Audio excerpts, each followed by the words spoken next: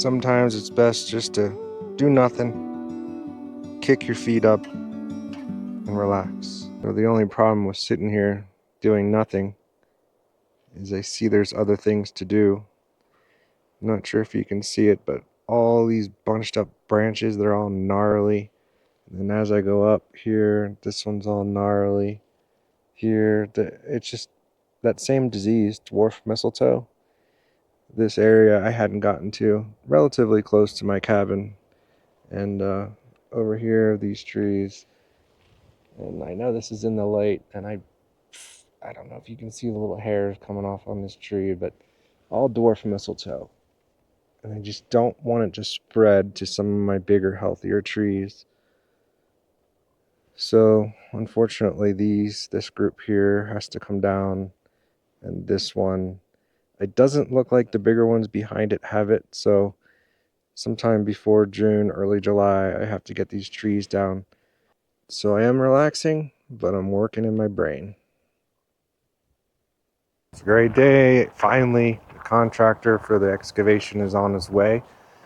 It's April 21st, and we'll see what he has to say. They're not actually coming to start today. They're just coming to inspect the job site, and so they can coordinate and figure out what they need to do to get this job going. So we're really close, just waiting on the contractor. Exciting day, finally, that much closer. I pulled these seed pods off of some Rocky Mountain bee plants. It's like a small purple flower. I've been a beekeeper my whole life, and I started raising bees. I got my first hives when I was between 10 and 12 years old. There was an apiary nearby, and I grew up in Pennsylvania, and there was a lot of orchards, and I always used to see these white boxes around, and I just saw the bees going, and I was just so fascinated and curious and wanted to know what was going on the inside of that hive. I started taking out every book I could in the library, and I was still in elementary school, and yeah, so that's just kind of where it started. My actually first job was in an apiary. I was only making like $2 an hour, totally slave labor, but I learned a lot, and then started my own company many years later as an adult. And I had up to 130 colonies at my most, and we'd pull in at least a ton of honey a year. And then one year I lost almost all my colonies, and then got into IT work as an alternate because agriculture is so unpredictable. But I've kept bees my whole life, even as a hobby. Not since I've been here in Colorado. So I moved here in 2015, didn't really have an area to keep them. Now that I have my land, hopefully this year I'll get a hive. Well, it's pretty windy today. It's time to plant. Just walking around, there's like this little basin where water collects some moisture. It's been so dry lately, and it really warmed up. The humidity today, it's April 12th, it's only like 15% at best, and it's in the mid 70s. So the weather is never boring in Colorado. Where it was wet and got dry, there's little cracks in the soil. I'm just dropping some seeds down in these cracks. All right, I met with the contractor. They just left. Build site's ready 1.5 to 2 weeks out. So that's looking like the very beginning of May. We'll be able to get started digging right here. I moved the solar panels that were sitting here over, ready to go. Time to mark some of these trees that need to come down.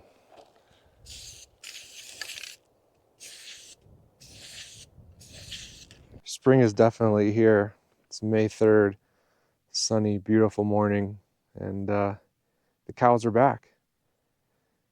My property, basically in this area, it's free range for cattle. There is like an HOA that basically covers roads and the cattle lease. So there's a farmer that leases all the land in the area. And then they free range all over the different properties around here from, I think it's like May 1st all the way until I think October, end of September. So it's pretty cool to see them back. So I got this wildflower mix, unbelievably expensive. 1 pound after shipped was somewhere around $80. What I'm trying to do is basically introduce or add more native flowers here for my bees that I intend to keep up here. So let me show you what I'm going to do with these. These are all perennials. I think there's one in the list. Anyway, my son found this company and no idea their germination rate and how well they'll do. I know they have stats here, but we'll put it to the test. I want to flood the zone. I want to have, as far as the eye can see, all the way on my land, just wildflowers everywhere. And then even in the other open areas on the far east side of my property, way over here, I'm also going to put wildflowers there too. It's going to take time just because it's expensive and I don't know how this is going to work. Yeah, so here's inside the bag. It's just a kind of thick brown paper bag and all the seeds are just loose in there, all the different varieties. So I'm not going to sit there and separate them out. These are, again, just going to be broadcast around and yeah, we'll see how it goes. I don't know, it just feels kind of wrong to be throwing $80 just on the ground. It's nice to see some dandelions. Yeah, it's a flower that only beekeepers appreciate, I think, pretty much because it's a very early food source for honeybees. So it's a great flower to have, in a meadow like this. It's awesome. So I made it pretty far because you can't really see in the bag. I'm going to keep maybe a third of the bag for manual germination. I'm just going to get a big tray, broadcast, spread them on the tray, make sure they're moist, and then we'll see how they come up, and then I'll try to transplant them. I just don't want to waste my money completely by broadcast spreading. One more little spot near the cabin where I'd like to see some flowers as well, and then I'll be done. So there's a lot of cool rocks near the cabin, and I want to line it with some wildflowers. The only problem here is there's chipmunks everywhere. So I know they watch me like a hawk because I feed the birds, and there's also a stump over there where I put some, bird seed out and the chipmunks come out. So I don't know if they're getting to know me or what, but yeah, they watch me like a hawk and see where I put this stuff. So I gotta be sneaky. All right, I'm getting ready to take my building plans over to a builder. Turns out one of my neighbors, I made a post on our local, Facebook page, and they reached out to me, and they have a massive ranch, and they pretty much have a builder there, a custom guy, pretty much full time building, what they're working on. So I'm gonna go meet them. They said highly recommended, great work. So since we're very close to building, and I've been searching for, a lot of different trades like framers and plumbers, and they said, look no further, we got the right person. All right, so I picked up another honeybee swarm trap, again from horizontalhive.com.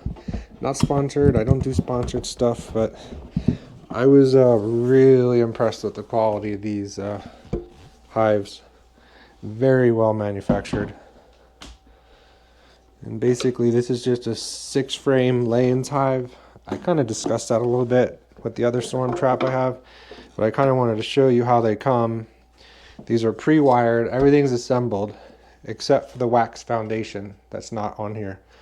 So what I do is I take I took an old 19-volt old laptop charger. I don't know if you can see it, but anyway, I set the frame up, and then there's 2 ends to the wire framing where you embed the wax. Basically, you're melting it right onto this wire framing. Years ago on Langstroth hives, I would buy the pre-wired foundation, and then there was like a little bar here that would break off, and then you'd staple it back on. So this is only my second time ever. Imagine that in my whole life of beekeeping, that I'm actually embedding beeswax right onto wired frames. And it wasn't that difficult. It's a little bit of a learning curve because you can overheat the wires and melt the wax straight through. You don't want that. So basically I just split a old laptop charger apart, but anything between 12 and 24 volts will work. I guess you could use just a regular battery and maybe some 16 gauge wire. And you just want to put your positive and negative on either side of the wire, and then it heats it up and then completes the circuit, and it heats the wire up. So that's what I'm doing. This swarm trap's gonna stay here at the homestead. So I'm trying to catch bees in the city in Colorado Springs, and then also here because I have seen some wild bees here. And here's one of the beeswax sheets. It just comes in a pack. They're just there's like wax paper between them to keep them from sticking. And then you just basically lay it right on top of the frame. And then I like to butt it all the way up against the top bar. And then basically set my connections. So I just have an alligator clip, and I clip that onto one side. And then I control with this other lead just by touching it to the wire. And there's usually like a little bit of spark. And then it'll start to heat up, and I just carefully watch until I start seeing the wires actually come through the wax. And then that quick, it's already done. So you can see the wire has already started to come through the wax. Again, if you do it too much, you'll basically cut right through the sheet and it'll fall right through. I had that happen to me on one of my frames. I wasn't ready for it. So that's basically it. And then this one only has 6 frames, so I'm just going to do this 6 times, 5 more times. And then it comes with some propolis, which you'll use to scent the inside of the hive, and also some lemongrass essential oil, like with a little dripper. I've never used that, so I don't know how well that'll be at attracting the bees, but we'll see how it goes. And I also have to set up fencing for wherever this is going here on the homestead because of the bears. I haven't yet seen any this year, but last year there were a lot of bears here on the homestead throughout the season, and they will absolutely tear these hives apart. So I have to put up some electric fence, which I've never done before. So I have some of the fence posts, and I'm gonna have to learn how to install electric fence. I've never done it, so I'll take you with me when I get to that point. But yeah, I've had vacation this week, and I've just kind of been appreciating where I am. A lot of my life, I always kind of lived in the moment, and then as I get older and more mature, I really started focusing on doing more things for my future self. And this week, my present self was appreciating my previous self, if you follow me. Because, I could have built this homestead and got this homestead, by borrowing money, going into debt and doing this much quicker. But it took me a lot of years and discipline to save for what I wanted and was an off-grid property.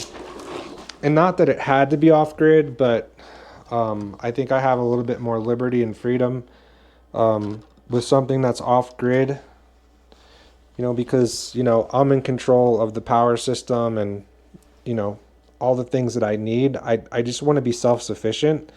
And you don't have to be off-grid to be self-sufficient. And off-grid means a lot of things to a lot of different people. For me personally, it's just more about self-sufficiency and just not relying on the bigger systems. Because you see when national disasters happen and, people are left, not knowing what to do or how to survive. So, I don't know. For me, it's just self-sufficiency, liberty, just being able to do my own thing. And I don't know, I also have to consider how I'm going to make money. And I've also been diligent. So I've never been good with volatility, like in the stock market or Bitcoin. Yeah, I've owned some of that stuff over the years, but the steep price fluctuations, I've just never really did well with that. mentally. And I've always had a hard time because I have a very big family. And, early in my marriage, yeah, we were doing okay, but we didn't have a lot of extra money. So I've always been just very cautious with how I spend money. And I never, because in my past I had been in debt and it didn't go so well and I didn't really know how to manage my money. It's taken a lot to get to where I am and take the, have the discipline to save money, not to be in debt, to live within my means, and to actually get to a point where I bought this land with cash, didn't borrow any money. And, here I am, it's nearly 5 years. This year will be 5 years. And, it's just really crazy how long it's taken, but to appreciate that I've done it debt free. And even my house, I'm building only a 500 square foot house. Not because I want a small house. Yeah, I want something that's efficient, but I'm not borrowing money to do it. And it's taken me these years of first buying the property and then saving and working on it in order to, build a small house. So it's been difficult, especially in the moment, just not having it now and wanting so much more. But now that I've done it that way and I'm here, it's just, I don't know. I'm really glad I went this route. And there's a lot of uncertainty in the world, and I don't know. It's just, I'm just really appreciating having gone through the hard work to get here. And yeah, it's taken me a while because of, the property being so banged up, but I bought this property at a discount because it was in distress. And so yeah, it's been a long haul, but I'm really, this week I've had some time to reflect, and I just really appreciate um, the way I did it. And so if that's encouragement to somebody else, taking the long view, the long road to get somewhere, but also to be free and not be a servant to debt, that's huge. And the other thing that I'm doing is, because I don't like volatility, I'm an income investor. So the extra money that I get that I'm not putting in the property, I typically buy SCHD. It's an ETF for dividends. So I'm just amassing as much money as I can in that ETF because it pays a quarterly dividend. And the biggest thing I need to worry about having a homestead or, eventually retiring here is having money. And one thing is going to be, as a retirement business, I'm going to be keeping honeybees, selling honey, candles, who knows what. I did this when I was a lot younger, but then went into IT when agriculture and raising bees wasn't enough to support my family at the time. But now I'm in a much different place. I really enjoy keeping bees. It's very relaxing. And to be honest, they do most of the work. Yeah, it takes some upfront cost to buy the hives, but these plans are also free online at horizontalhive.com. If you actually wanted to build a hive like this, you can buy the lumber, right at a Lowe's or Home Depot or wherever you buy your lumber and build your own hives. So yes, it's very relaxing, but it doesn't take a lot, depending on how many hives you have. It's most of the time, in the spring, it gets a little busy setting up, checking them. And then during honey harvest time, it's more busy. But most of the year, you're not really in the hives or after the bees. They're just kind of doing their thing. It's just more or less giving them a place to live, making sure there's adequate resources around, and, they do the rest. So this is what I'm choosing to fund some of my retirement and my homestead life is beekeeping and honey and whatever things I can sell from that, and also dividends from my investments. So yeah, that's pretty much what I'm up to, and I'm just going to finish these up, and then, this week I'm actually going back to work, unfortunately. So, and then we have the foundation dig coming here in the first week of May. I'm really excited about that. And I'm just going to keep plugging away one day at a time and just doing my best to, do everything I can for my future self today. It's worked for me so far. So I'm just walking around looking for trees for the swarm trap. I want something that's a little shaded, not full sun. You know, maybe just like a somewhat level branch with a little bit of an angle, and I'll strap it to the tree so it has something to rest on. This isn't where it's going to go, but that's what I'm doing. I'm just looking for the right tree. All right, I saved you the drama of watching me try to get this up here in this pine tree, but I got it up. It's strapped. It's not up as high as I wanted it to go. I don't have an extension ladder here, and but the entrance is facing south southeast. It's a perfect direction to get that early morning sun. So I think this is a good spot. We'll find out. If I catch a swarm, you'll be the first to know after me. It's pretty cool. I'm just going to put in a few screws, tie it into the limbs a little bit, just in case the strap gives way. And there's a quick look without the ladder in the way. Foundation got pushed back a week, unfortunately, because of snow. I'll show you a picture of what we had May 5th. So April 5th, we had a bunch of snow. May 5th, we got dumped on, I'd say 3 or 4 inches. It rained and snowed for probably 2 or 3 days. And that's all cleared out. The snow's pretty much gone. Again, just frustratingly waiting for the excavator, the contractor, to do the foundation. Because without that, we can't do anything. And no matter how many other trades I have lined up behind them, foundation has to be in. So it seems, what I'm told, my job is next, and next week will be the week. So this might be the last update before that happens. And then basically I'm just still keeping up with things around here. We have storms coming in and out. For the last couple hours, I've been taking down more trees.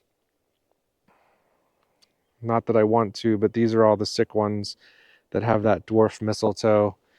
Probably can't see it from here, but the branches are just gnarly. This disease is just ripping through these things. So I probably have about 15 more to take down, just because I have so many other healthy trees nearby and I don't want them getting sick as well. These things are just not good shape.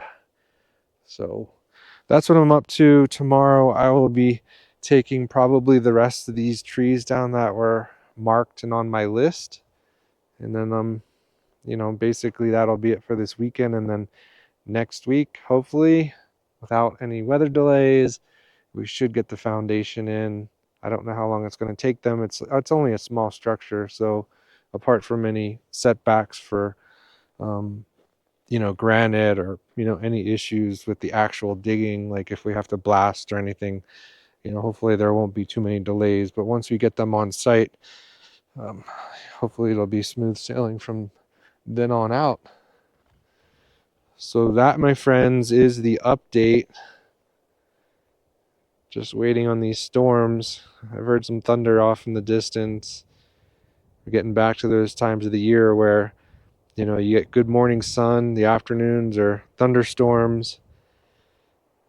But yeah, we're making it. We're getting there, one day at a time. Take care.